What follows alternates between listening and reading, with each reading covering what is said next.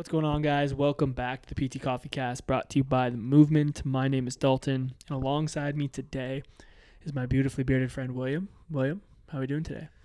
Doing good, man. It's been a fun morning so far. We got into a bit of a rant about the glory days of Detroit sports. Yeah, we were reminiscing, man. It felt good. Yeah, it was good. Like just thinking about that brings me back. Yeah, for any of you Detroit sport fans out there, I was a big Detroit Red Wings fan back in the day. I was a former goaltender myself, so big Dominic Hasek fan. And then the Pistons was a big thing during my time. I was a Rasheed Wallace guy, which everyone loves Rasheed Wallace. So it was fun to chat a little bit about that. Oh yeah, it was good. I'm not even a fan of any of those teams. Yeah, but I liked the era. You know, that's what really that was a good time. It was a good time. Oh, yeah. And I like some of those individual players. Yeah. So we could relate to that. But you're back, man. It's been a while. It's true. It feels like forever that we've actually recorded the podcast. Yeah, it's been at least like a month. I know. I would say since we've been able to do an episode together after you were on pat leave, and now you're back, and it's crazy. Yeah, it's been crazy. Pat leave, then I came back, immediately got sick. Yeah. We've tried to do the podcast. Lost his voice. We've tried to set up the podcast and had other things derail us. Yeah. It's been we've been having a hard time putting this together. I was going to try to hand write my responses and you read them out loud, and we were like, nah, let's wait a little bit. Yeah, we're here. Anything exciting outside of your child going on since that you want to tell the people since the last time we've been on the podcast? Yeah, I mean, I think finishing up the mentorship was awesome. Yeah. That was great. I think our clinic is really busy, and that in and of itself is fun and exciting. Like, our team members, I feel like, really starting to get in a groove, and vibes are high, you know? I'm all about the high vibes. Yeah. How about you? I mean, obviously the mentorship, I think that was amazing to wrap up the first cohort, and I'm sure we'll do some type of summary podcast, and we will have some of the mentees that were in the first cohort on the podcast. Everyone in the podcast was great, but there's a lot of things that I think you guys, the listeners, could take away from chatting with some of the mentees. So super stoked about that. So when we get those going, and then outside of that, man, I'm a pretty straightforward kind of guy. I've just been running, petting my cat, doing some Actually, I've been swimming, so that's new. Look at this guy. Hey, yeah, I've been swimming. Yep. Yeah. My girlfriend is doing a triathlon, and so she didn't want to go to swimming lessons on her own. So she said, "Would you come with me?" And I did, and now I'm swimming. There you go. So, but yeah, outside of that, nothing. But let's get into the podcast here. So today we wanted to talk about kind of an experience, I guess, Will had with a client that kind of triggered this thought, and it's something that I think we've talked about in some capacity on this podcast before. But it's this idea of maybe shifting your mindset around what a specific special test or assessment tool can do for the client, instead of what it can do for you as the clinician. And when Will brought that up in that way, I was like, oh, that's a really good way of thinking about those things. And I think it's something that you guys could benefit from exploring yourself. So I'm going to let Will kind of lay the groundwork as to what that kind of means. And then we'll probably dive into a little bit of his experience with the client. And then, as you know, I'll probably offer my thoughts as we make our way through this topic. So looking forward to hearing them. But yeah, I think where this comes from is, I think a lot of people, we're so trained to be searching for the answers for ourselves. When we go through school, it's you're trying to find the diagnosis, you're trying to find what's wrong with the person, what your subsequent treatment is going to be, and so you're really focused on what you are gaining from doing tests. and even extending beyond tests, just like your subjective and your conversations that you're trying to have. It's all like, you're like thinking, what does this mean to me, right? What can I gain from this? And I think we approach it in the other way, maybe just through, I don't know, like we do that, but we never really thought about it explicitly. Whereas like now we're just kind of realizing that we do this. And by this you mean like implement a special test or some type of assessment tool to like help to see what to help the client get something out of it. Is that what you're referring to? Yeah. Like we naturally kind of have gravitated towards that, but maybe never really explicitly like identified that. Exactly. Naturally, I think we do that. But we never really explicitly highlighted it. Mm-hmm. And I think I just realized that a lot of what I do is try to use, whether it's asking questions or whether it's, doing a certain movement or test or assessment, is try to create aha moments for my clients. And it's less for me, right? It's more, what can I do with whatever I'm doing to highlight something or create a learning experience for the client. And I think that actually is a lot easier way to think about things, because we're thinking of all these complicated things, but in reality it's like something really simple probably that the client needs to understand in order to get a lot of value. Do you want me to say an example maybe? Yeah, for sure. And I think like, I guess I before you do that, I do want you to say that, but before I had too much coffee, I'm like, give me an example. I got an example. But before you do that, I think it's this weird. I don't know if weird's the right word, but as clinicians, where we think like the more information that we pull out, the better it's going to be for us to help the client, which I don't think is always the case. And I think it's something that we've really started to realize, and we talk a lot about this in the mentorship, is it's not about pulling out a ton of information. It's about pulling out the right information and utilizing your time appropriately in trying to understand what you are trying to get out of that specific test, both for yourself, but in what we're saying now is like for the client. And I think we have to shift our mind around the more information is going to make me feel more secure in delivering a diagnosis, when we know that that's not like really the case.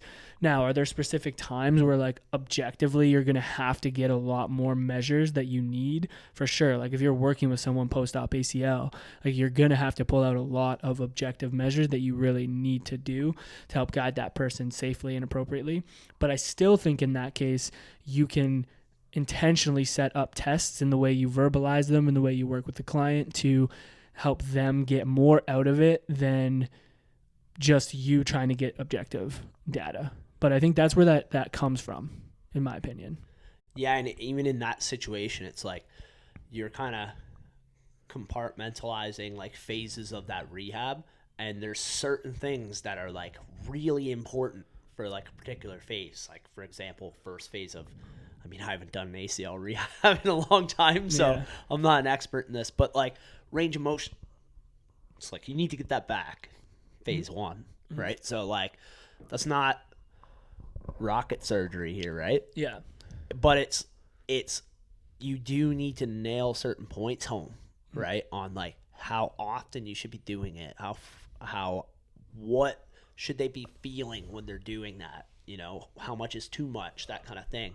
And it's like a simple thing that like if you just get that point hammered home, then phase one probably be a success, Right. Instead of focusing on like, I need to collect all this information and I need to do all these tests and like this like anxiety around, I'm not going to have enough time to do all these things, right? When at the core, we know this, that we're coaches, educators, coaches when it comes to rehab. And what good educators and what good coaches do is they strategically implement and set things up to help empower and teach their clients or their people that they're working with how they're going to get through this themselves. And that's what I think you're getting at, is like, that's what we need to use our special tests and our assessments for, versus like frantically trying to pull out a ton of information to make ourselves feel secure about providing a diagnosis that probably actually isn't that important to the client.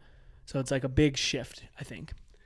Exactly, because you can tell your clients whatever you want, but it's even better if you can show them and tell them, right? And have them like learn through experience, right? And so like thinking of your testing that way, it's like a way to help them like connect the dots between like what they're saying, what you're saying, and what they're experiencing, and just highlighting that over and over so that they can really have a better chance of actually understanding. Yeah, for sure. Okay, you can go into your example now. Okay. I've been waiting Yeah. for this example, but I had a client with chronic back pain and particularly extension sensitive, issues with standing for a long period of time, bending backwards way more painful than bending forwards, that sort of thing.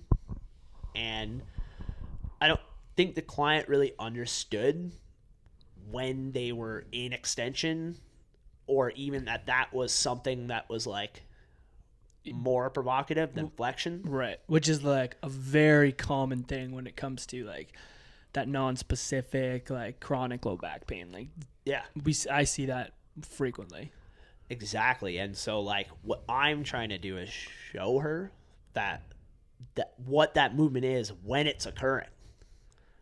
And then also how you can get out of it sometimes. Right. Because like our first goal is to try to calm things down a little bit so that we can then layer on some progressive, gradual loading with extension. But it takes like, because we take it for granted. You're like, when you're standing, you're in an anterior pelvic tilt usually, and Yeah, you're in a bit of extension. But people don't have any clue about that. like it's more complicated. It's just we know it so well, They just blame their core.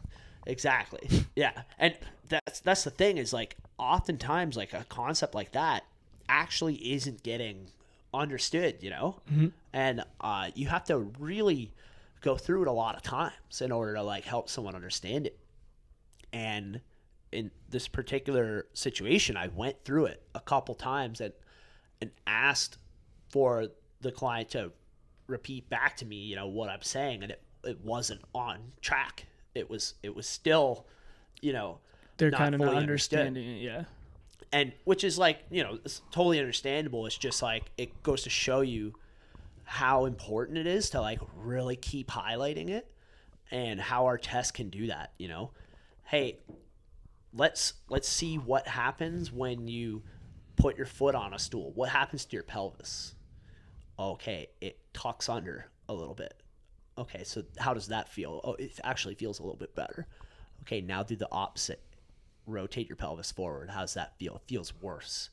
Oh, okay, so see, that's the movement that you're sensitive to. Right. It's called extension. Right. And you're like Yeah. asking the question, you're asking these questions to the client to have Yeah. them think about it and come up with the answers. Exactly. Mm-hmm. And then, okay, let's stand up. Okay, bend backwards. Okay, that really hurts. That's like pretty intense. Okay, now flex backward, flex forward. Okay, yeah, it's a little bit uncomfortable. It's a lot better. Okay, so see how those two movements are different. Like this one's a lot more uncomfortable, right? So here's what we can do during the day to get out of that a little bit, right? And it's just like constant throughout. I'm only doing like really 2 or 3 basic tests, nothing complicated, but we're consistently highlighting, the current problem and the current solution. Yeah. Yeah. Which is going to be much more valuable for the client to take the time to go through that with them on the initial assessment, especially if you have identified that as the problem, right? Which obviously you had in this case. It's way more valuable to do that than to go through every single test that you know for the low back pain, where you're testing core strength and you're testing, all the different tests that you could to like rule in or rule out this, right? Is going to just like sidetrack and or like lead the client down a route that isn't the way that you know that they need to go. So I think being aware and being able to identify that, which I think a lot of that comes from the subjective assessment and understanding the mechanism of injury and all of those things. Like you can get a good idea that like leads you towards what might be happening by having a good subjective conversation, and then objectively starting to make sure you obviously are ruling out anything that's crazy. And then once you do that, I think taking it into immediately where I'll go is like, okay, what information do I need to drive home the learning points and the mindset shifts that this client needs to have, and how can I best set that up for success? And that's what's going to guide my rest of my assessment. And I'm very much thinking, okay, what can I do to like create almost like a story to tell this person so that when it comes to the end and we're talking about the plan, it all ties together nicely, so that they can see where they need to go and where the shift needs to happen, versus like you just extract as much information as you can. The client is like confused and like, tired. And then at the end you have like all this information, but there's nothing set up to like really guide the client to where they need to go. And I think that's a big, like a shift that happens, or I've seen happen with clinicians. And I think a lot of times we used to say like, oh, that'll just come with experience, right? Which I do agree. Like I think the more confident you get, the more experience you have, that's going to improve. But what we're recognizing is that you can set up these frameworks and these systems for yourself to enhance that process right away as a clinician. And we've seen it happen here with our clinicians, and we've seen it with the clinicians that we've worked with in the mentorship. And I think it's been a big influence on them. Yeah, 100%, and I think this type of thing, it's like, even if you go through a lot of assessments, we'll call them, it's like, just start thinking about how can I use this to continue to highlight something that's really important, what's most important today, right? And how can I use that to show them what they need to do now and how that's going to translate to their future, right? Totally. And I would be curious, like what sometimes, you've worked with people who have seen other like clinicians or been to other places, and then that didn't go well for them or whatever happened, and then they come here.